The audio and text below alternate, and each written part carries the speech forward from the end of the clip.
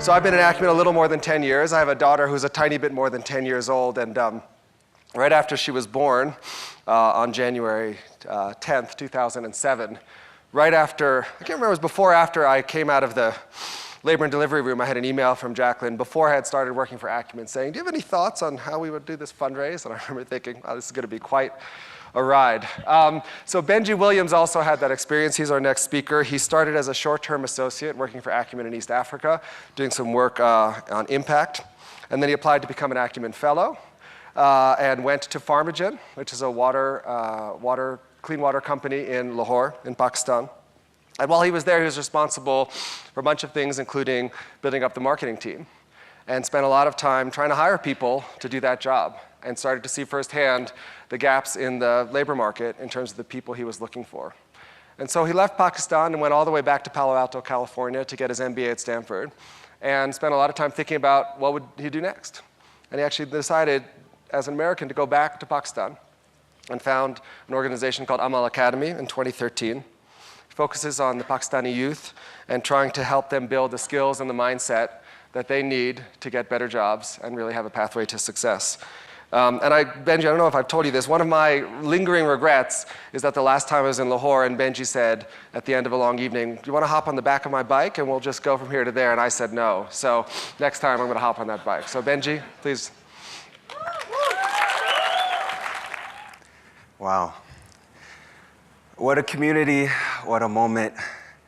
And because I'm incredibly nervous, I'm going to flip the script and put the pressure on you and start with a question for you guys, which is a pretty easy question, all things considered.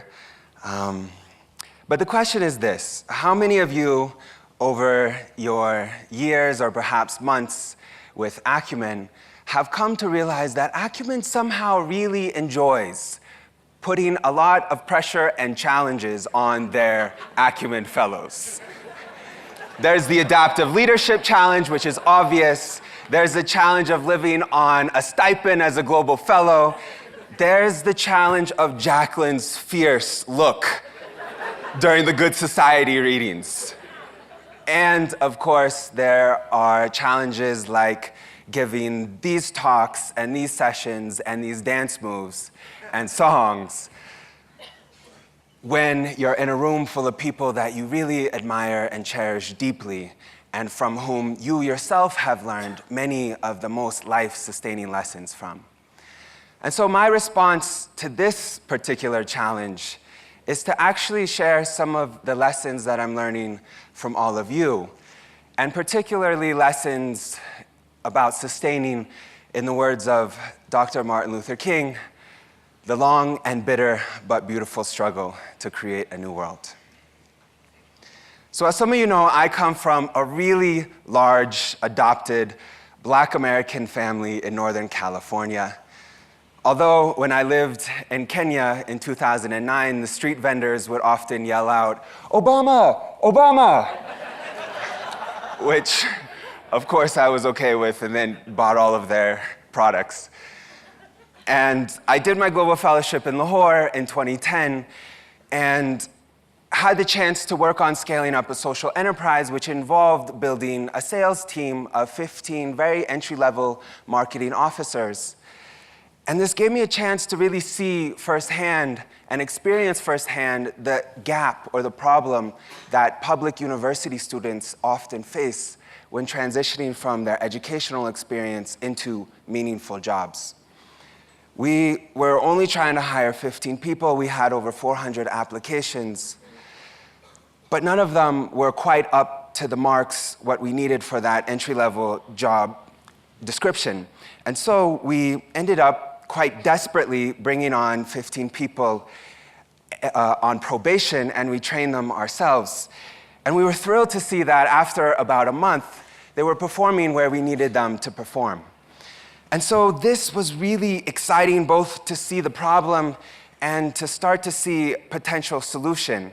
And so I came back eventually to Lahore in 2013 in order to set up an education venture called Amal. And Amal is an Urdu word which means action. It's inspired by the beloved Pakistani poet Allama Iqbal, who once said that the world is not something to be discussed in concepts, but the world is something to be made and remade through continuous action. And so with this as our inspiration, we launched the Amal Career Prep Fellowship, which supports public university students in order to take action on their own careers and their own life journeys, specifically through developing their mindsets, their learning abilities, and also their professional skills. So far, we've reached 1,100 fellows. 80% of them have been able to get a job within 3 months, and in many cases, going on to live lives of action. But about 2 years in, the beautiful struggle started getting quite bitter. It was Eid holiday, and I was planning on celebrating with Bavindra in Bombay, and had the plan to cross into India from the Wagah border, which is just next to Lahore. And this is a fine plan, except that I also had this great idea to take my motorbike to the Wagah border. And eventually, my mother would say this is actually not such a great idea. And the reason she said that is because when I reached the Wagah border, I quickly learned that there's no overnight parking. And so here I am, stranded and clueless with the army guards, wondering what to do and where to put my bike, when out of nowhere, this shopkeeper comes up and says, "Assalamu alaikum, my brother, fikr na kare, don't you worry. I've got a really great idea. I'll watch out for your motorbike while you're gone." And my mother would, of course, say that this was actually not such a great idea either, except that my mother has not yet been to Pakistan, although they're coming in a few weeks. And so she doesn't yet know that somehow these things seem to work out in Pakistan. And so the shopkeeper, Khalid Saab, had his smiling 12-year-old son, Talha, drive off into the dust on my motorbike. And when I came back 4 days later, the same smiling Talha reappeared from the dust on my motorbike, which was looking more polished and loved than ever before. A few weeks later, though, tragedy hit the Wagah border. And I couldn't reach Khalid Saab's shop, and I couldn't reach his cell phone, and I couldn't reach Talha. And eventually, sitting by the bedside of Talha at the National Hospital, I found out that their shop was completely destroyed, and Khalid Saab was no more. And Talha had 7 pieces of shrapnel throughout his chest. And the clouds of doubt about whether we were doing enough at Amal started storming in. And as I was still in those clouds, I found myself at another bedside, that of Pakistan's beloved Abdul Sattar Eidi, known by the New York Times as the Father Teresa of Pakistan, or on the street simply as Eidi Saab. He was a man who knew the beautiful struggle deeply, building the largest ambulance fleet, 350 fully serviced healthcare centers, operating from the same 2 rooms that he also lived in, and dedicating his entire 88-year life to changing and serving Pakistan. He was the inspiration for much of our work, our curriculum, our fellowship. And even though he was suffering from kidney failure, he invited me to his bedside and said, "Ask me anything." And so, of course, I asked him this question that was now monsooning in my mind: how to create the transformational change that Pakistan and people like Talha so desperately need. And his answer was very simple, and it was very profound. He said, "Keep working, keep working, keep working. You can do nothing else, just keep working. God will help you." And so, holding Eidi Saab's principle very delicately, we kept working.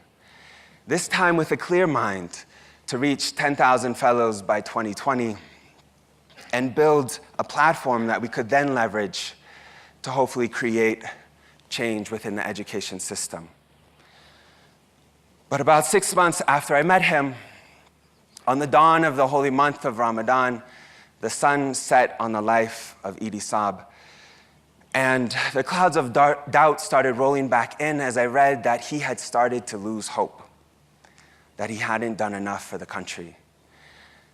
And I started to doubt Idisab's very principle. Had he not worked hard enough? Where was God showing up for his part? And of course, this was now the question monsooning in my mind when I had a chance to meet his wife, Bilkis Idi, a few months later. Did Idisab lose hope? And her answer was very simple and very profound. She said, Idisab never lost hope. Pakistan is our country, and we have to take care of it. And slowly I'm realizing that perhaps this is the miracle. This belief in hope itself, this is the light, this is God showing up for his part, which means that I had Idisab's principle all wrong. It isn't linear or formulaic. It isn't you do your part, and then God does his. Continuing the work, the action, with a faith that it still matters even without a tangible systems change. This itself is the miracle.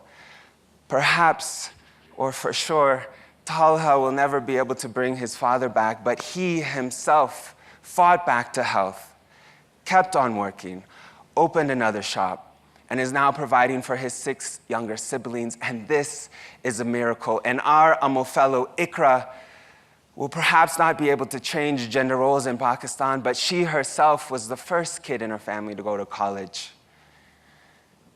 And she was one of the few girls in her university classes, but she outperformed thousands in order to get a job at Nestle, and this is a miracle. And we certainly haven't changed the education system in Pakistan, but last week, our 25-person team launched our 31st fellowship across 6 universities, and somehow working to integrate our fellowship into the university curriculum. And somehow this also is a miracle. And each one of you, whether you're building learning spaces in Karachi or seeding social entrepreneurs in Riyadh, are miracles. And we need each other.